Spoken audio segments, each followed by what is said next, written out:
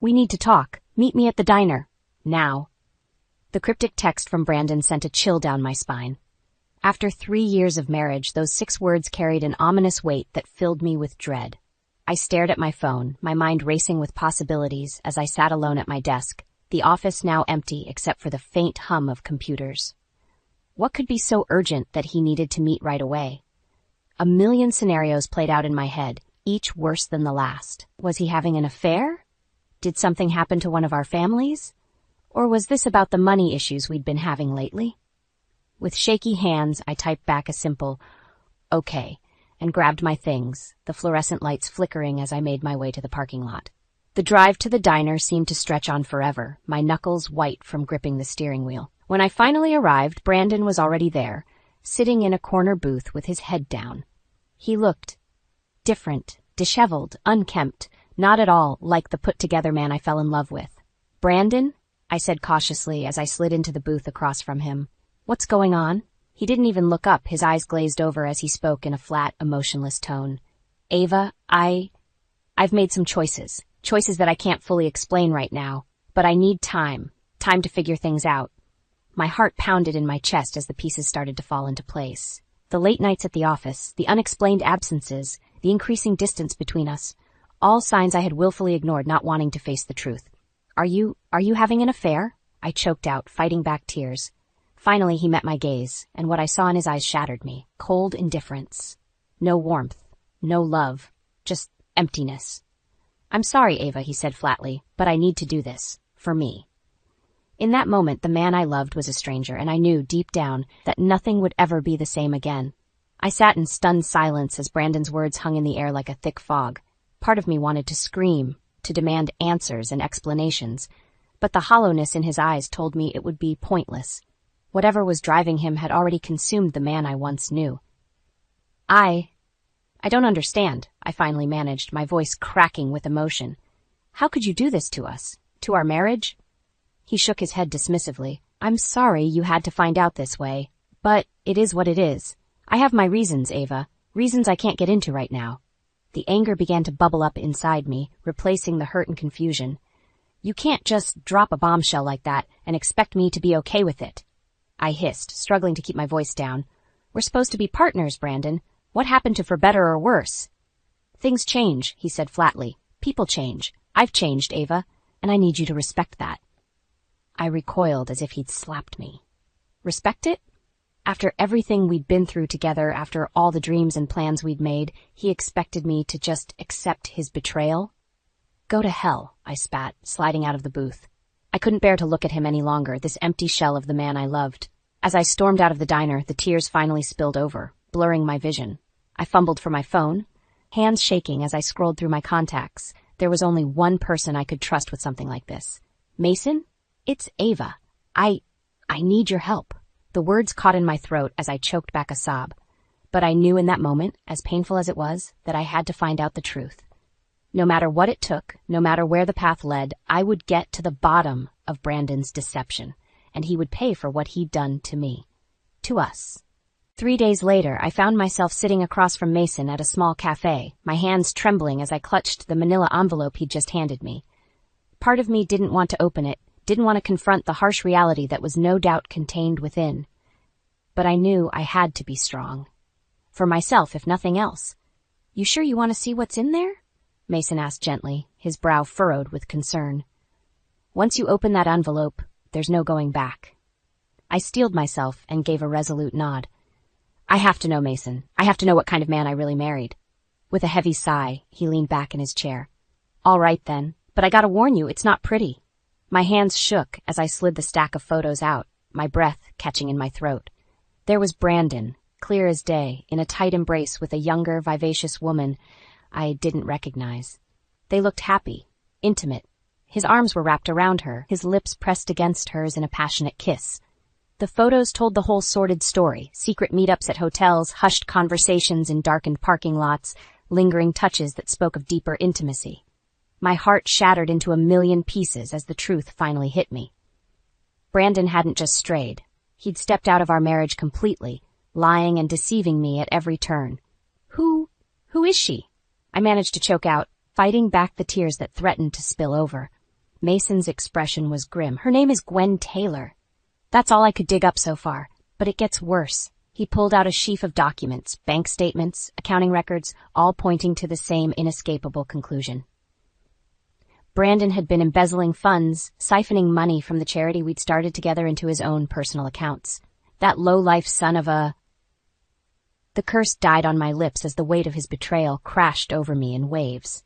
Not only had he thrown away our marriage for this Gwen, but he'd been robbing from the very cause we'd both devoted ourselves to for years. The sting of his deception burned white-hot, quickly replacing my sadness with an intense, all-consuming rage. He wanted to throw everything away and start over? Fine. If that's how he wanted to play it, I would make sure Brandon's new life was a living hell. No more Mrs. Nice Ava. It was time to fight fire with fire. With the photos and financial records burning a hole in my purse, I knew I had to act fast. Brandon wasn't going to get away with this betrayal, not if I had anything to say about it. And the best way to take him down? Go straight for the heart of his deception, Gwen Taylor herself. Tracking her down wasn't easy, but eventually Mason was able to get me an address. A quaint little studio apartment on the other side of town. Perfect for a young, free-spirited woman like her, I imagined. The thought made my blood boil, but I pushed it aside. I needed to keep my cool for this to work. I spent the next few days watching her from a discreet distance, studying her routines and habits. Then, one sunny afternoon, I saw my opening. Gwen was out front tending to a small garden box, humming to herself as she pruned and watered her plants. This was my chance. "Excuse me?" I called out in my warmest, most grandmotherly voice as I approached. "I'm terribly sorry to bother you, dear." Gwen looked up, startled, but her expression quickly softened into a friendly smile. "No bother at all. Can I help you with something?" Putting on my best befuddled act, I wrung my hands anxiously. "Well, you see, I'm having the hardest time with my phone. This silly new technology, I can never seem to get the hang of it. I don't suppose you might be able to lend an old lady a hand?" Her smile widened, and she immediately set down her trowel. "Of course. Here, let me take a look." And just like that, she was hooked. Over the next few weeks, I became a familiar, if slightly befuddled, presence in Gwen's life. A kindly older woman who struggled with mundane tasks, in constant need of her youthful expertise and patience. All the while, I was studying her, probing for insecurities and vulnerabilities that I could later exploit. It didn't take long to realize that despite her vivacious outer confidence, Gwen was harboring some deep-seated doubts and fears surrounding Brandon and their relationship. Fears that a few well-placed comments from me began to nurture and cultivate. "You know, dear, that husband of yours works such terribly long hours," I'd tut with feigned concern. "A young, beautiful thing like you must get so awfully lonely." Or, "I couldn't help but notice that you two rarely seem to go out together anymore. I do hope everything is all right between you." Little by little, I chipped away at her rosy view of Brandon's duplicity, planting seeds of doubt and suspicion. And as the weeks rolled by, I could see the strain, the growing paranoia, beginning to show in the bags under her eyes and the worried crease of her brow.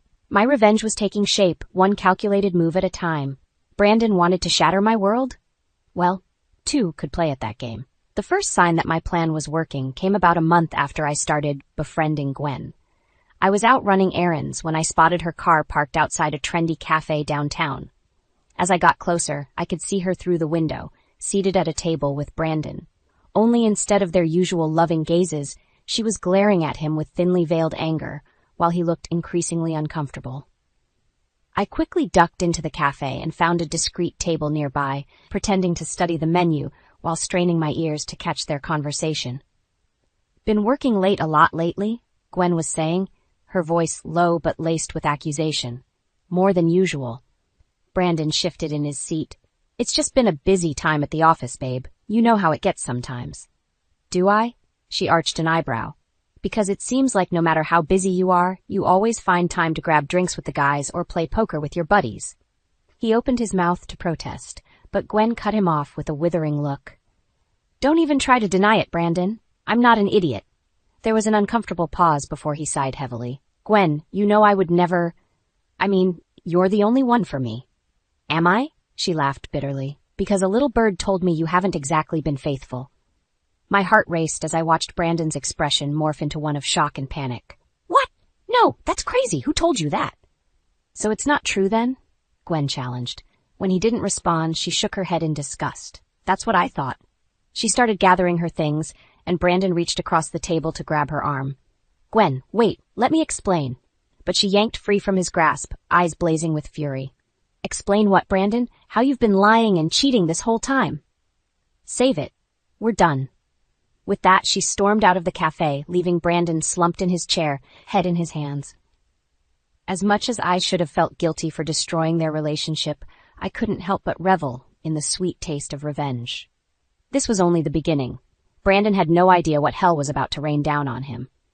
Over the next few weeks, the hairline fractures I'd created in his life spiraled into gaping chasms. Gwen went scorched earth, taking to social media to plaster every lurid detail of Brandon's betrayal across the internet. His reputation in the community began to crumble, longtime friends and colleagues distancing themselves from the scandal. And through it all, I sat back and watched with cold satisfaction as the man who had so callously dismantled my world saw his own existence utterly unravel. Revenge, I decided, tasted a lot like poetic justice. With Gwen's very public meltdown, Brandon's life was rapidly unraveling before my eyes. But I knew I couldn't stop there, not when he still had his precious job and reputation at the charity to cling to. No, to truly destroy him, I needed to burn that last, tenuous thread of normalcy he was grasping at. Luckily for me, Mason had uncovered some very interesting financial irregularities in his investigation. All I had to do was slip an anonymous tip to the right people, and Brandon's carefully constructed facade would come crashing down around him. It was almost too easy, really. A few encrypted emails from an untraceable account, attaching those damning bank statements and ledgers that proved he'd been siphoning funds. Then I just sat back and waited for the dominoes to start falling. The first indication that my plan was working came about a week later when I overheard Brandon on a heated phone call as I passed by his open office door. What do you mean there's a discrepancy? He snapped at whoever was on the other end of the line. I've been managing those books for years. There's no way. His voice trailed off as he seemed to realize I was there, and he shot me a furtive glance before lowering his voice to an urgent whisper.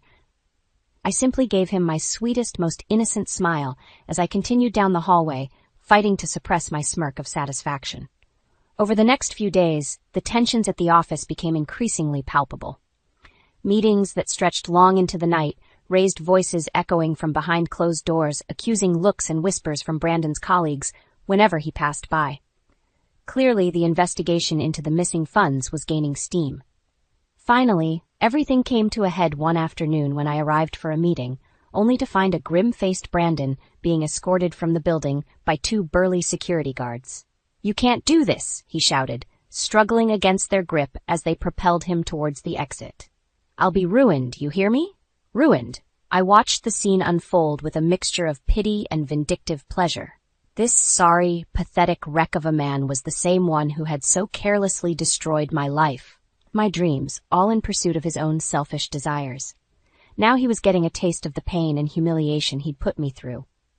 As the doors swung shut behind Brandon's shameful exit, his boss, Liam, I think his name was, turned to face the muttering crowd that had gathered. "I know this has been a difficult situation to grapple with," he said, his voice strained but authoritative. "Brandon's actions have been a shocking betrayal of everything we stand for at this organization. But I promise you, we will get through this, together." His gaze landed on me briefly, and I gave him a solemn nod of understanding. Of course, Liam had no idea of the role I'd played in orchestrating this entire spectacle. As far as he was concerned, I was just another appalled but loyal employee.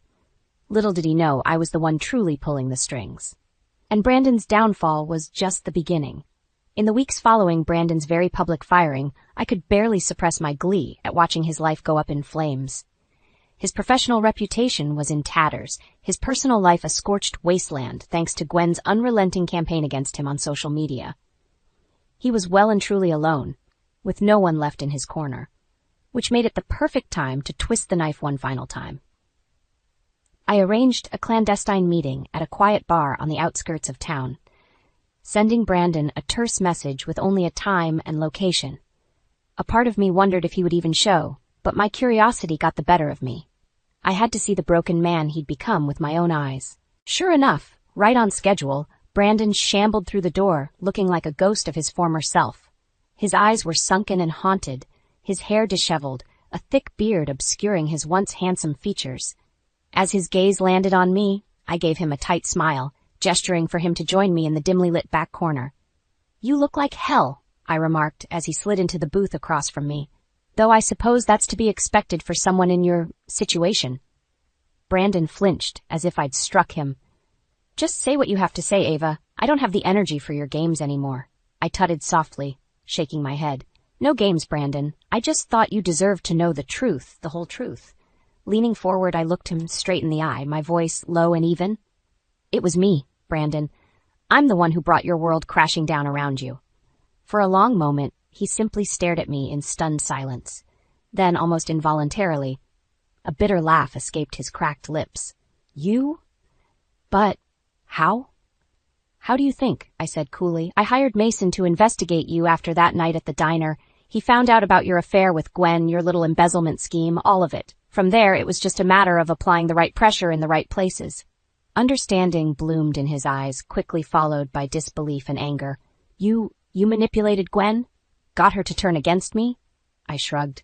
"She was an easy mark. Just a few subtle comments here and there about your supposed indiscretions. Let her insecurities do the rest. As for your job," I couldn't help but smile. "Well, let's just say those financial records spoke for themselves once they landed in the right hands."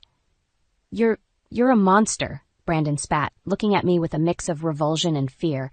"Everything I've lost, my job, my reputation, all because you couldn't let go of your petty need for revenge." Rage bubbled up inside me at his hypocrisy. "Petty? You threw away our marriage, Brandon. You cheated and lied and stole, and you have the audacity to call me petty?" I leaned across the table, my voice a low hiss. "You brought this on yourself. Maybe next time you'll think twice before betraying the person you vowed to cherish." With that, I slid out of the booth and started towards the exit. Brandon made no move to stop me, sitting there shell-shocked as the weight of his actions and the consequences I'd meticulously crafted finally crushed down on him. As I stepped out into the cool night air, I couldn't help but feel a sense of vindication, of justice served. Brandon had it coming, and I made sure he paid the price for his transgressions. My debt to him was settled. Now it was time to move on and rebuild my life, without him dragging me down anymore. The months following my final confrontation with Brandon were a whirlwind of change and upheaval. With him officially out of my life, I found myself adrift, unmoored from the steady routine I'd grown so accustomed to over the years. At first, the solitude and silence were suffocating, a constant reminder of everything I'd lost. But slowly, gradually, I began to rediscover the strong, self-assured woman I was before Brandon's betrayal. The one who didn't need a man's validation to be happy and whole. It started with leaving my job at the charity. The place held too many painful memories, too many reminders of the life I thought I had. Instead, I landed a position at a prestigious bank downtown as a financial advisor. A fresh start in a new environment, surrounded by colleagues who knew nothing of the sordid drama. Well, if it isn't the infamous Ava Thompson, a warm, friendly voice called out on my first day as I made my way to the employee lounge. I turned to see a smiling older gentleman regarding me with an appraising look. "James Connors," he introduced himself, extending a hand. "I'll be overseeing your team, though from what I've heard, you'll probably be running circles around me before too long." I couldn't help but blush at the compliment as I shook his hand firmly. "Well, I certainly plan to give it my best effort, Mr. Connors." He waved a dismissive hand. "Please, call me James. We're a pretty informal bunch around here." His eyes twinkled with mirth. "I have a feeling you and I are going to get along just fine." True to his word, James became something of a mentor to me over those first few months. His casual guidance and steadying presence helped me find my footing, reminding me of the confidence and capabilities I'd forgotten in the wake of Brandon's deception. In turn, my renewed sense of self and purpose bled into other areas of my life as well. I rekindled old friendships that had fallen by the wayside, making more of an effort to stay connected with people like Rachel, whose support had been so invaluable. "You seem lighter lately," she observed one evening over drinks at a trendy cocktail bar. "Like there's been a weight lifted off your shoulders." I smiled, nodding slowly as I took a sip of my martini. "I think there has been. For so long, I let Brandon's actions and choices weigh me down, define my reality. But not anymore." Rachel reached across the table to give my hand an affectionate squeeze.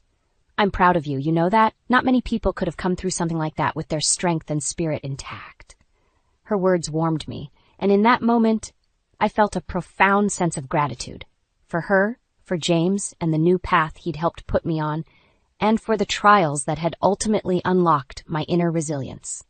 The road ahead was full of endless possibilities, each one sparkling with the promise of new adventures and experiences. And this time, I had no intention of letting anyone or anything hold me back from seizing them. As for Brandon, well, he was firmly in my rearview mirror, just a speck of dust on the horizon. I'd purged his toxic influence from my life, and I was finally free to soar unencumbered.